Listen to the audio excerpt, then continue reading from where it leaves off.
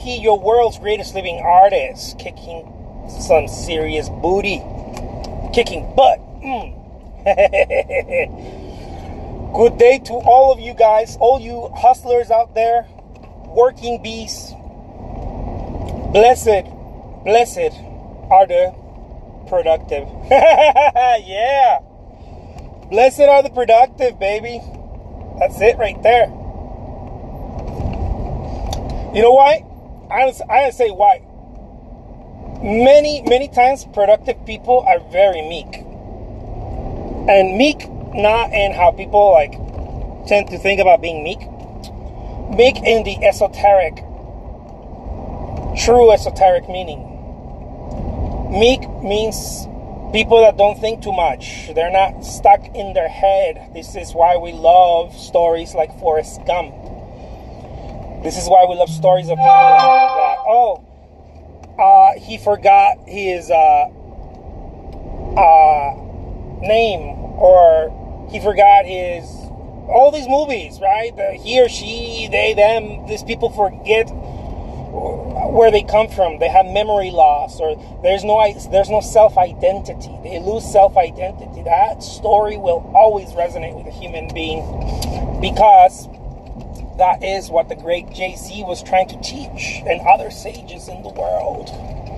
They're trying to teach to not think so much. And that is why I say, look guys, blessed are the meek, but I say blessed are also the productive. Many times productive people, highly productive people, become meek. It's not that they're meek, they become meek because they're so highly productive at anything. Whether you're a motorcycle racing person, or you're an artist, or you're whatever, you can be an accountant. If you're highly productive, there's a point in your life where you become highly productive, that you're operating at a higher vibration. I'm not talking about talking about you embrace life. You embrace life at a higher vibration, and that's when you start reaching serious levels of success in your life, personal, spiritual, familial. Start reaching serious levels of success. The thing is that many of us hit that and then we drop it. I don't know why. I can't pinpoint why. I think because it's a muscle, personally, but I don't know why exactly. I'm just guessing that it's a muscle based on what I've learned from other mentors, what I've been experiencing. You can go and you can have a great month, right? And then to be able to repeat that month, you're scratching your head and you think it's this and you think it's that, but it was because you were operating at a sick vibration. You were operating at a sick vibration. And therefore you started creating what is called right action. Right action is action without thinking. Man, I'm all esoteric today. Shit. Super esoteric. So that's why I say, blessed are the productive. Be productive. Have a blessed life. Be productive. Not just work, okay? Not just your job, not just your work. Productive in general. Say yes to life. Man, this is gonna happen. Yeah. I gotta do this. Yes. But if you cannot do it if you don't go all the way in, right? You can't do it if you're like, oh, okay, well, I'm gonna do that, but I'm gonna check my phone. Okay, I'm gonna do that, but I'm gonna first I gotta go watch my show on TV. You can't be productive like that. It doesn't work. You can't try to be healthy and eat bad food and smoke. It doesn't work together, right? It doesn't work together. I remember when I was younger, well, I'm young, but when I was younger, when I was a kid, my mom came from a rancher background, right? She was a rancher. Her dad was they did all right. Her dad had a big ranch in Mexico, and it was common practice for a lot of guys back in the day, because my mom was much older when she had me. So she grew up like in the 50s, So it was common practice back in the day that a lot of guys used to carry firearms, right, to Mexico, like the ranchers and whatnot. And so my mom always had that sort of fear, right, because a lot of guys, they try to play the whole macho thing, right, and I remember my mom, when I was a little kid, my mom used to tell me, look, you can't have both. I was like, what do you mean? She's like, you can't have peace and carry a firearm. It doesn't go together. You know, you can't want peace, right? You can't want peace and carry a firearm. I was like, oh. You know, those kinds of things, man, that just stick with you. My mom's no longer with me, but those kinds of things are the things that stick with me. I get it. I get it, Mama. I get it. It's the same thing with productivity. You can't be productive and sit on your butt. It doesn't go together. You can't be productive and hold back and say no to life. It doesn't go together. When you're productive, you say yes to life. You say yes to life. You know, it doesn't go together. It's like oil and water. They can't mix. They don't work, right? They don't go together unless you're like cooking tortillas and making some yummy tacos. But they don't go together.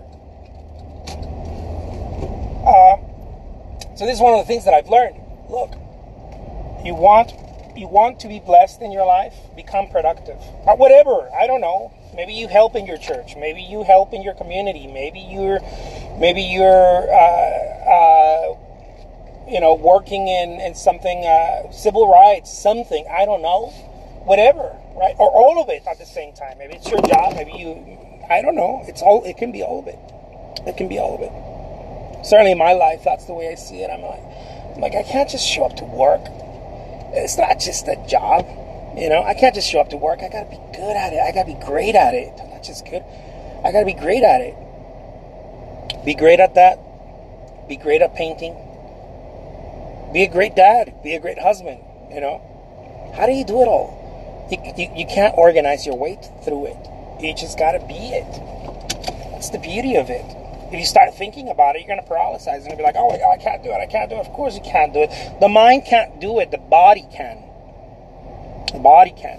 The mind can't do it. The mind doesn't know how to put it together. The mind will freak out. The mind, actually, what the mind wants to do is it wants to get it right before it gets it going. It's one of the cruelest things that happens to the human being. I think it's cruel because if you don't exploit your potential, it's a very cruel existence. It can be a very cruel existence if you're not going. Imagine if you could be a better father, if you could be a better mother, if you could be a great leader in your community, if you could be a great artist. And I'm not talking about like, oh yeah, so you could feel better about yourself. No, so that you could help others too. Not just feel better about yourself, so that you're a positive contribution to the world. I don't make happy little paintings just because I want to make money. I make happy little paintings because I know all the messages that people send me, man. Like, oh my God, I'm going through this really tough time in my life, and you know, every time I look at the painting, I get a little bit of happiness. I get a little bit of peace. It brings me, grounds me, makes me a little bit happier. You know, or I'm going through this illness. I get a lot of people that tell me I'm going through this illness, this challenge in my life, this huge challenge in my life.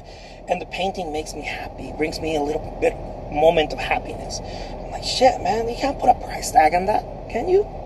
I can't. I mean, I put price tags on them so that people can like gauge what you can't really put a price tag on it. You can't. Put a price tag on the love you feel for your children. You can't. You know, put a price tag on how people feel when they see your paintings. You can't. There's no way. You can't put a price tag on it. Some people send me messages and they tell me that their lives change due to the fact that they have paintings, mine or someone else's, I don't know, but they say my paintings in their home.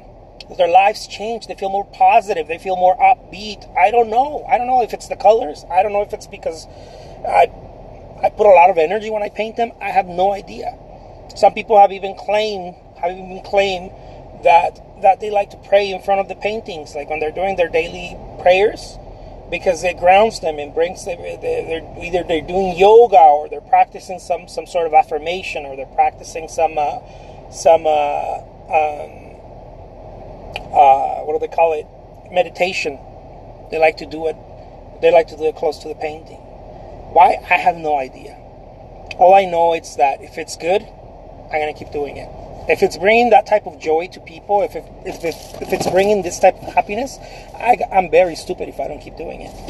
You know, it's a contribution to the world, and I know that that are an artist, you have that in you too. You just got to explode it. You got to open it and give it to people. I'm not saying literally give it to people, but give it to the world. You know, that's what I'm talking about. Put a price tag on it, by the way. And if you don't know how to put a price tag on it and you're scared and blah, blah, blah, hey, get my Craigslist guide, artist guide. And if you got my Craigslist artist guide and you're having a hard time with it, DM me. I want to talk to you. Maybe, I don't know, we could do like a 15-minute free talk. I want to talk with you. I want to make sure where I can help you. I don't just want to leave you like it didn't work. Oh well, no. If it didn't work, I want to make sure where I can nudge you in the right direction. Maybe there's something I can do. Maybe there's something I can.